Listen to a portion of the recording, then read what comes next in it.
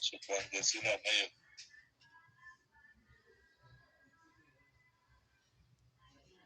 Iya.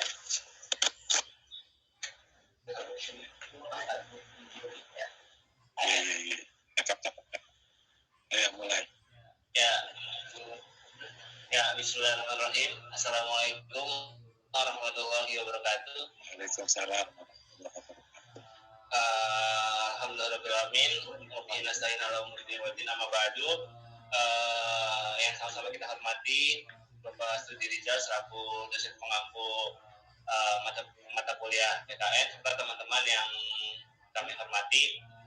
Izinkan kami sebagai selaku presentasi atau presentator yang akan membagikan hasil diskusi kami berempat. Sebelumnya kami terdiri atas Pak Faizuron saya sendiri, kemudian ada Gina Rahmani, Muhammad Torik serta Muhammad Syukran Jazilan yang akan membahas mengenai dinamika historis, konstitusional, sosial politik, kultural serta konteks kontemporer penegakan hukum yang berkeadilan. Mungkin langsung aja kita bahas satu-satu.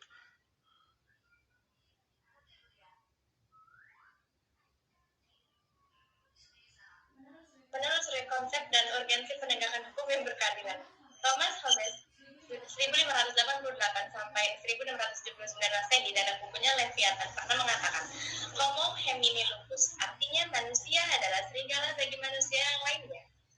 Manusia memiliki keinginan dan nafsu yang berbeda-beda antara manusia yang satu dan yang lainnya. Nafsu yang dimiliki manusia ada yang baik, ada nafsu yang tidak baik. Juga inilah salah satu argumen mengapa aturan hukum diperlukan. Kondisi yang kedua tampaknya bukan hal yang tidak mungkin bila sebuah masyarakat tidak memerlukan aturan hukum. Namun Cicero 106-43 sebelum Masehi pernah menyatakan uji societas idius, artinya di mana ada masyarakat di sana ada hukum. Dengan kata lain, sampai saat ini hukum masih diperlukan, bahkan kedudukannya semakin penting.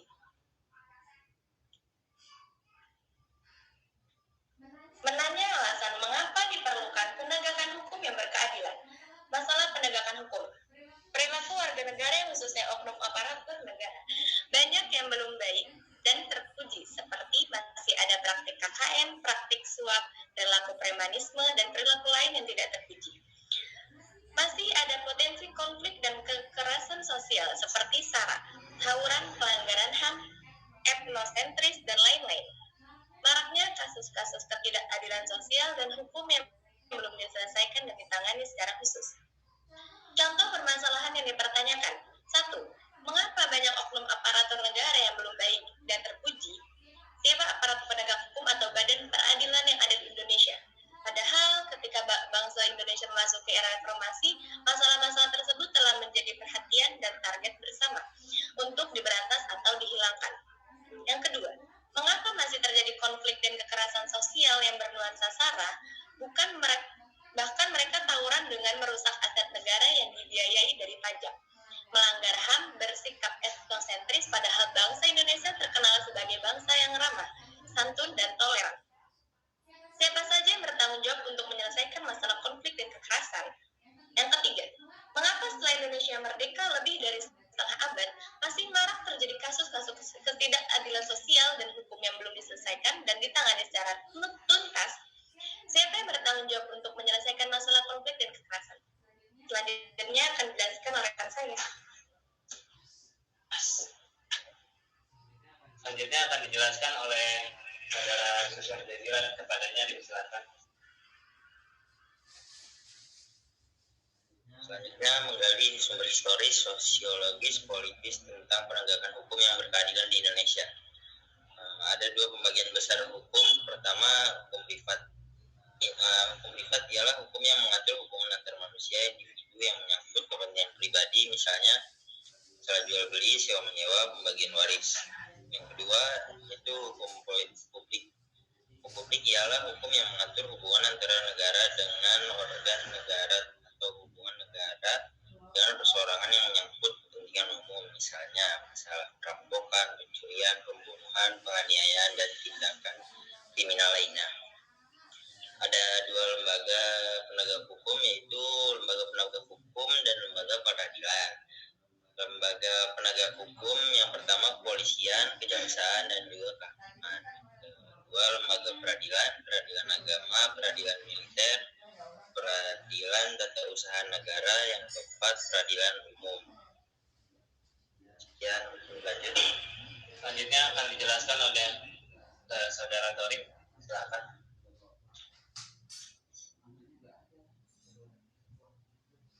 Selanjutnya membangun argumen tentang dinamika dan tantangan penegakan hukum yang berkeadilan di Indonesia. Di era globalisasi yang penuh dengan iklim materialisme, banyak tantangan yang dihadapi oleh aparat penegak hukum. Mereka harus memiliki sikap baja, akhlak mulia, dan karakter yang kuat dalam menjalankan tugas. Dalam hal ini, aparatur penegak hukum harus kuat dan siap menghadapi berbagai cobaan, ujian, godaan yang dapat berakibat jatuhnya wibawa sebagai penegak hukum. Penegak hukum harus tahan terhadap upaya oknum masyarakat atau pejabat lain yang akan mencoba menyuap. Misalnya,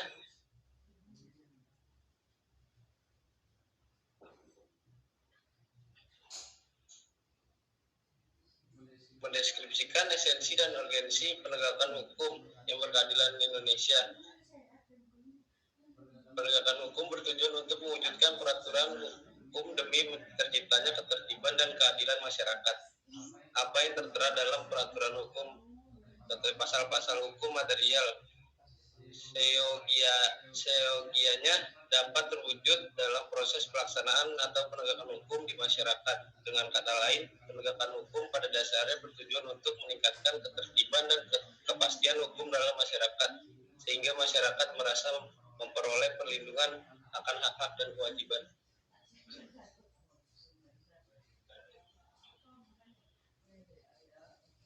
Ya, jadi itu sedikit pembahasan dari kelompok 7. Mungkin sekarang kita buka sesi tanya jawab. Sekiranya teman-teman ada yang ingin mengajukan pertanyaan, silakan. Ya, silakan kepada Alvin. Ya, nama saya Muhammad Alvin Mumtaz, NIM 98. Dari yang kita lihat kan kayaknya hukum Indonesia ini penegakan hukumnya masih agak lemah ya. Kira-kira apa sih penyebabnya? Alvin, bisa diulang? Apa penyebab dari lemahnya penegakan hukum di Indonesia? Penyebab lemahnya hukum di Indonesia. Oke, terima kasih. Mungkin ada lagi yang ingin bertanya? Saya ingin bertanya dong, kami. Ya, silakan kepada Ravindra. Saya Ravindra, di belakang 97 ingin bertanya, mengapa sih perlu adanya penegakan hukum berkeadilan di Indonesia? Kenapa perlu adanya penegakan hukum di negara Indonesia? Oke, ya, terima kasih, Pin. Mungkin satu pertanyaan lagi ada yang ingin bertanya?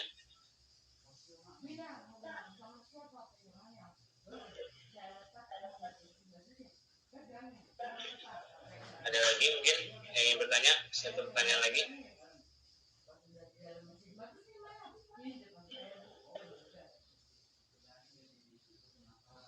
Ya, mungkin kalau tidak ada, kita... Ya, ada lagi satu pertanyaan mungkin teman-teman?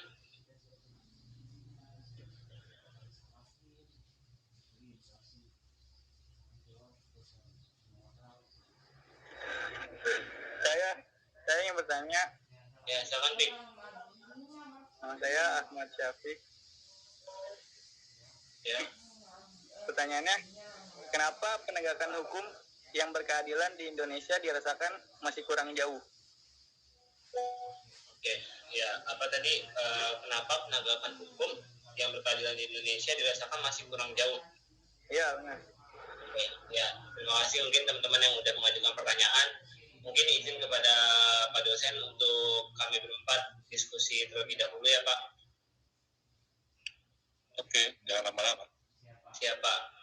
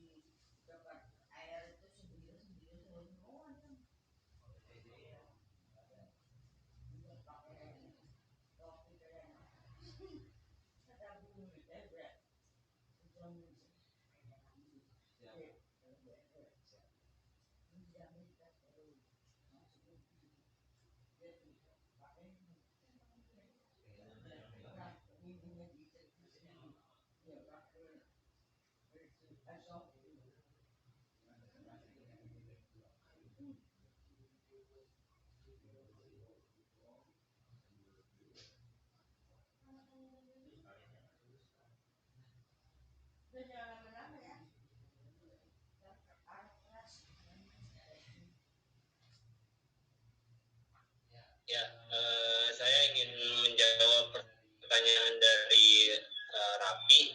Mengapa tadi pertanyaannya itu mengapa perlu adanya penegakan hukum yang berkeadilan? Nah, karena di negara kita ini penegak hukum yang berkeadilan itu salah satunya bertujuan untuk mewujudkan peraturan demi terwujudnya ketertiban dan keadilan yang bermasyarakat. Nah, penegakan hukum ini dilaksanakan agar masyarakat itu mendapat perlindungan hak dan kewajiban yang seimbang gitu, yang setara. Jadi semua masyarakat itu memenuhi hukum hak dan perlindungan tersebut.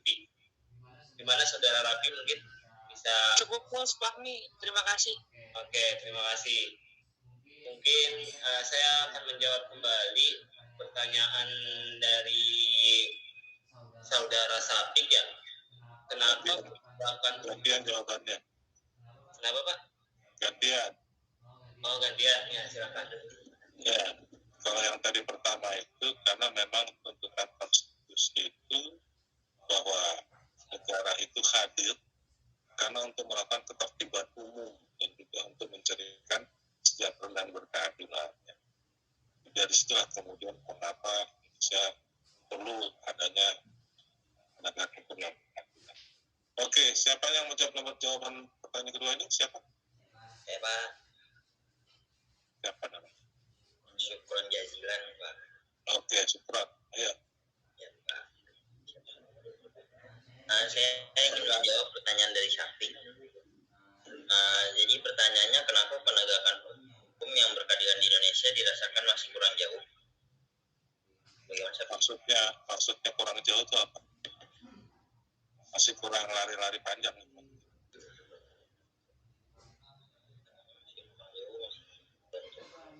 Dirasakan masih kurang jauh. Kurang jauh maksudnya belum sampai ke Papua gitu atau belum sampai ke tapal batas Nunukan itu Kalimantan itu maksudnya, atau Nusa Tenggara Timur itu ke Atambua berbahasa dengan Timor Leste. Mungkin yang dimaksud Sapik ini kali ya masih kurang jauh dengan negara-negara lain yang sudah maju gitu ya Bia. Iya benar. Iya itu. Ya silakan. Mungkin jawabannya salah satu penyebabnya lemahnya penegakan hukum di Indonesia adalah kualitas para penegak hukum. Masih rendahnya moralitas mengakibatkan profesionalisme kurang dan terjadi ketidakmauan pada penegak hukum. Moralitas ini berkaitan pula dengan korupsi yang dilakukan oknum penegak hukum. Para penegak hukum yang seharusnya menegakkan hukum malah justru terlibat dalam praktek korupsi tersebut. Bagaimana Syafiq? Sudah cukup. Itu dibandingkan dengan negara mana? Dibandingkan negara Timor Leste gitu. Gimana Pak? Kan jauh dengan negara-negara lain. Ya, Bandingannya dengan negara lain yang siapa? Yang dijadikan papernya. Sehingga Indonesia kok kayaknya tertinggal. Negara mana yang sudah maju dalam penegakan hukum?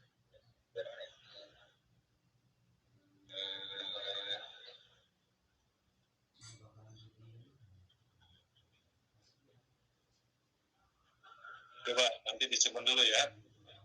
Ya Pak. Pertanyaannya jangan kemudian beralasan karena bandingkan dulu negara yang sudah maju dalam penegakan hukumnya itu kamu gambarkan seperti apa. Sementara Indonesia itu masih seperti ini. Seperti ini karena apa gitu ya. Oke, pertanyaan nanti diterusin tuh ditambahin ya. Pertanyaan yang ketiga nih, si Gina jawab. Gina jawab. Pertanyaan nomor 3. Ini yang dalam di belakang Gina nanti kelengkapannya ya. Apa Pak? Belakang Ginanya nanti jawaban yang melengkapi jawaban teman yang tadi. Negara yang sudah menegakkan hukum negara mana menurut kamu?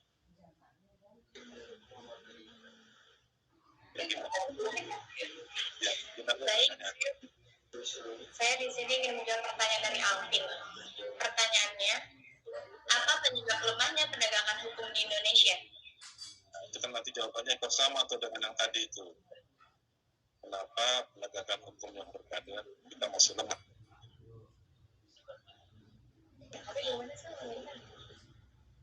Jawabannya apa, Kim?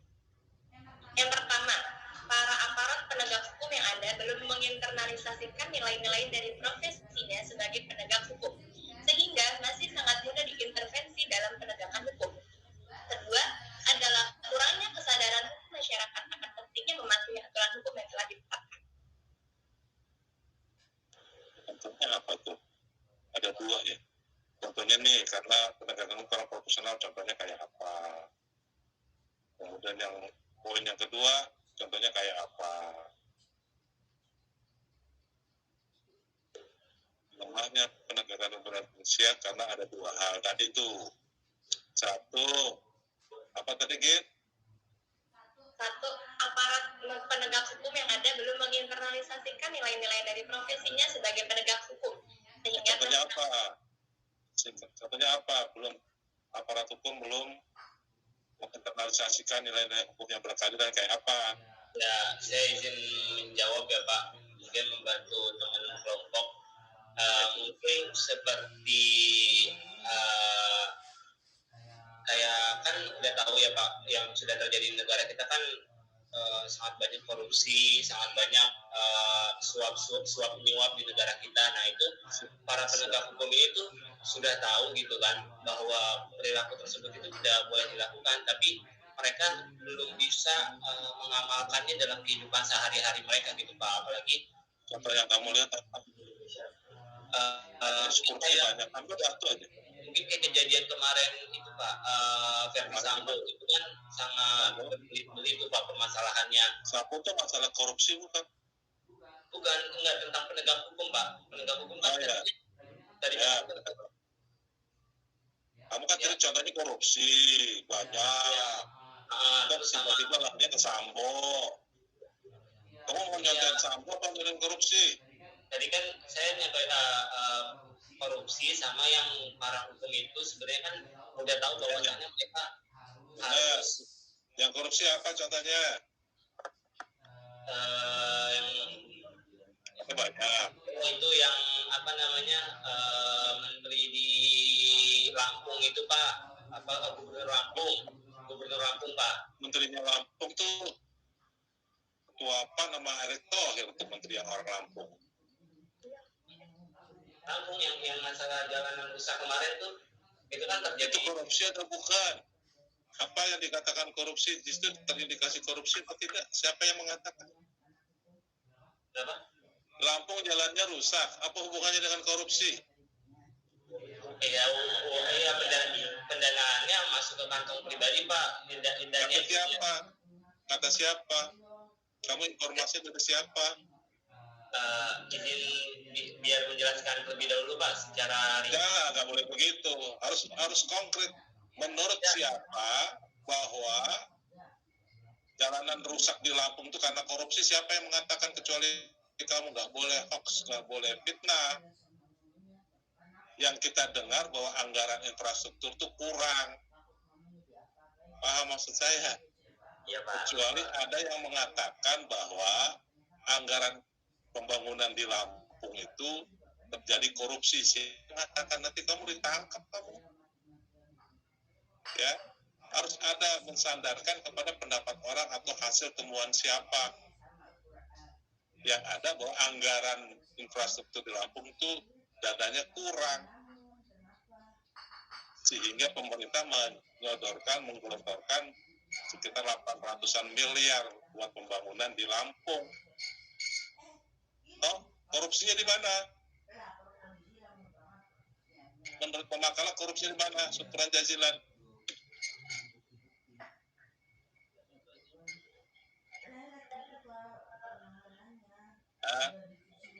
Ginanya ngumpet.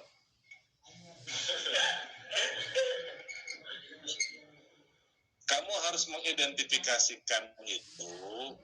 Penegakan hukum itu kan ada 3 pilar tuh. bagaimana tentang kepolisian, bagaimana tentang kejaksaan, bagaimana tentang kehakiman di Indonesia.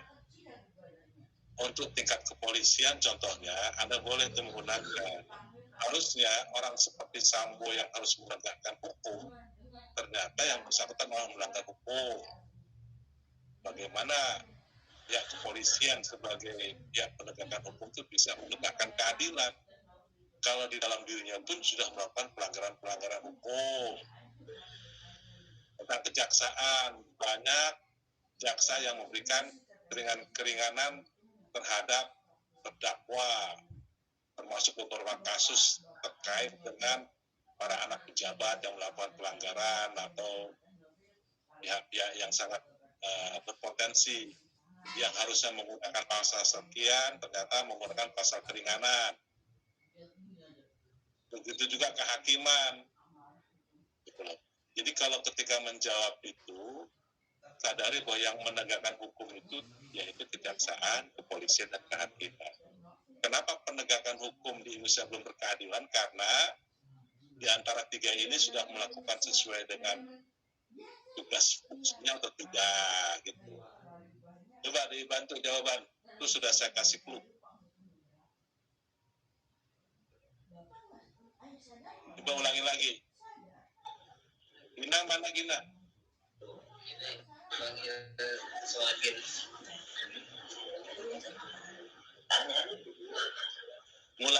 Ngulangin pernyataan kamu sampaikan tadi. Yang pertama Pak, lembaga penegakan keadilan. Satu, karena para penegak hukum belum melakukan internalisasi. Apa tadi tuh? Belum melakukan internalisasi penegak hukum. Pertama, para aparat penegak hukum belum menginternalisasikan nilai dari profesinya sebagai penegak hukum. Ya, yaitu baik kejaksaan, kepolisian maupun kehakiman. Ya. Iya. Dulu. Selanjutnya apa lanjutannya kalimatnya? Lanjutan kalimatnya, sehingga masih sangat mudah diintervensi dalam penegakan hukum. Ya, karena jaksa banyak diintervensi baik oleh pemerintah ataupun orang pengusaha yang terdakwa. Banyak kasusnya kalau itu. Apalagi? Yang kedua, kurangnya kesadaran hukum masyarakat akan pentingnya mematuhi aturan hukum yang telah ditetapkan.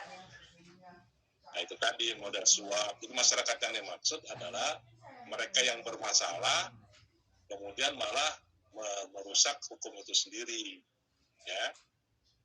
Belum ada kesadaran bahwa dia begitu gampang menyuap, seperti kasus anak-anak pejabat melakukan pelanggaran hukum, seolah-olah orang tuanya bisa menyelamatkan kasus pemukulan dan seterusnya.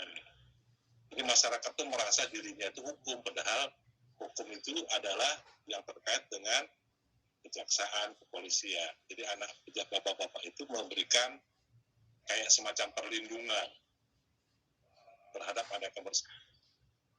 Anak kepolisian yang disana juga kan merasa dirinya polisi, kemudian melanggar hukum, menyaksikan anaknya memukul seorang mahasiswa.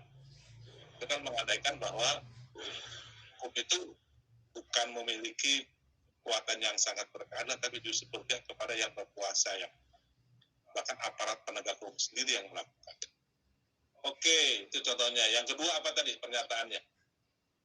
Yang kedua adalah kurangnya kesadaran hukum masyarakat akan pentingnya mematuhi aturan hukum yang telah ditetapkan. Maksudnya gimana? Karena pertanyaannya kan tentang penegakan hukum yang berkeadilan, bukan masalah ketaatan hukum. Jadi kalau penegakan hukum tuh sudah ada persoalan, bagaimana itu diputuskan biar beradil dulu. Sehingga masyarakat itu ketika ada kasus jangan melakukan hakim sendiri. Ketika ada persidangan, demo, tidak mempercayakan kepada pengadilan, tidak percaya kepada jaksa, tidak percaya kepada kepolisian itu. Karena pertanyaannya bukan masalah taat hukum, tapi pertanyaannya adalah penegakan hukum yang berkeadilan. Paham kita, Gina? Paham, Pak. Coba ulangi lagi. Ulangi lagi yang poin nomor 2. Poin nomor 2, yaitu kurangnya kesadaran. Poin yang itu, masyarakat tidak taat pada para penegak hukum, terus jangan main hakim sendiri juga contohnya. Ya, betul. Supaya kalau ada masalah di masyarakat, jangan melakukan tindakan-tindakan di luar hukum. Harus dipercayakan kepada para penegak hukum. Nah, para penegak hukum harus menjalankan fungsi yang profesional, yang tidak gampang diintervensi oleh siapapun di dalam penegakan hukum. Sehingga ketika ada kasus contohnya pemerkosaan, pembunuhan, hukumnya rendah, menimbulkan rasa ketidakadilan, gitu loh. Yang harusnya dihukum, contohnya hukum mati atau seumur hidup, malah dihukum bebas. Itu kan menyakiti hati masyarakat. Ya. Oke, gitu Gina. Baik, Pak. Oke, pertanyaan kedua, yang ketiga terakhir. Siapa yang jawab? Sudah Pak, sudah 3 Pak. Sudah 3 Pak. Oh ya, kalau gitu yang jawaban yang kesempurnaan tadi itu. Yang penegakan hukum masih jauh. Jauh dari mana? Jauh dari bulan. Jauh dari Timur Leste. Brunei, Malaysia, Singapura. Atau sampai ke Australia, Eropa, Amerika. Jauh banget masalahnya nih. Atau bandingannya Timur Tengah. Atau begini mungkin pertanyaannya, penegakan hukum masih jauh dari keadilan hati masyarakat, rasa keadilan di masyarakat. Mungkin itu lebih enak, karena banyak berapa produk hukum ataupun hukum yang sudah diputuskan itu tidak sesuai dengan perasaan masyarakat. Nah, dibandingkan kamu membandingkannya ke jauh-jauh ke luar negeri. Ya, coba.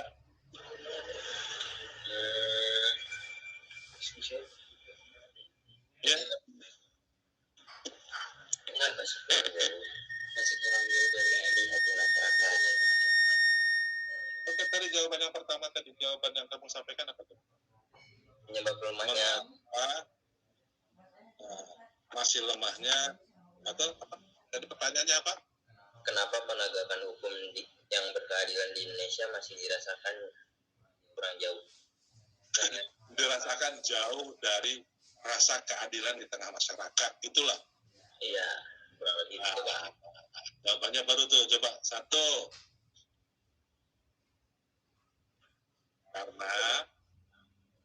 Karena lemahnya penegakan hukum di Indonesia.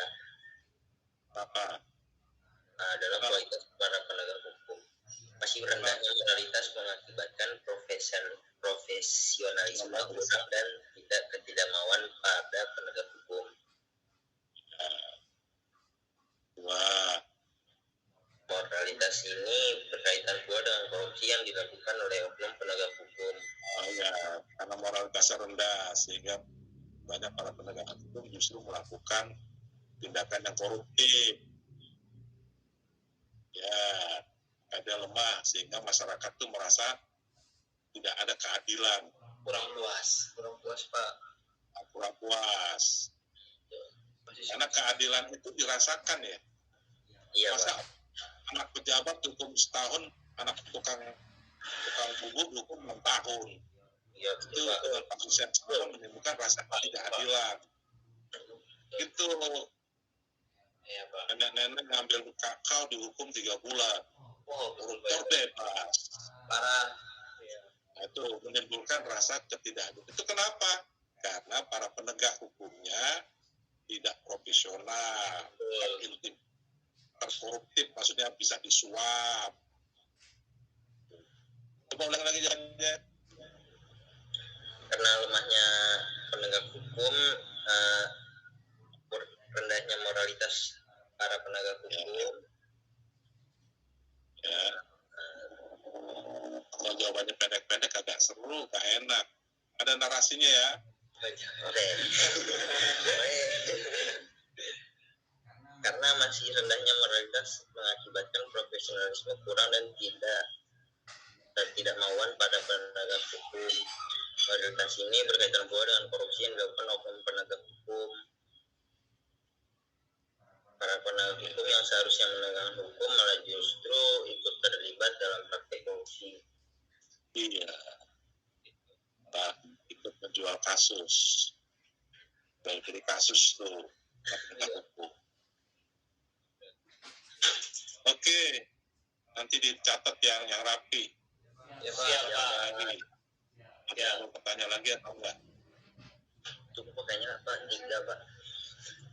Kayaknya yang lain pada tidur ini Pak. Karena Yang lain pada tidur Pak. Enggak Pak, bohong Pak, bohong. Hadir. Mungkin jika teman-teman tidak ada yang ingin bertanya lagi, kita cukupkan presentasi kita pada siang hari ini. Mungkin nanti selebihnya akan di-share lewat grup WhatsApp kita. Itu aja yang bisa kita sampaikan. Mohon maaf apabila ada kekurangan serta kesalahan dalam penyebutan kalimat atau kata. Wassalamualaikum warahmatullahi wabarakatuh. Waalaikumsalam warahmatullahi wabarakatuh. semuanya belum ada. Coba kita selesai.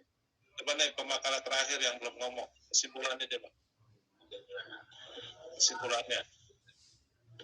Kesimpulan diskusi kita apa? Jadinya tuh gini Pak, kesimpulannya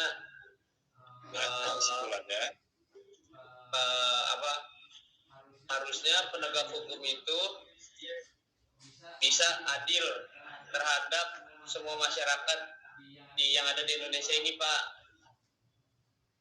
Tapi kenapa rata-rata yang koruptor itu dibedakan sama yang kasus-kasus yang orang-orang bawah Pak gitu, jadi kayak tumpul ke atas lanjut ke bawah gitu Pak.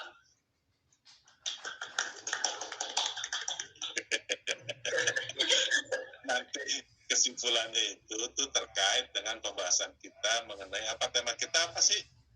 Tema kita tentang dinamika historis.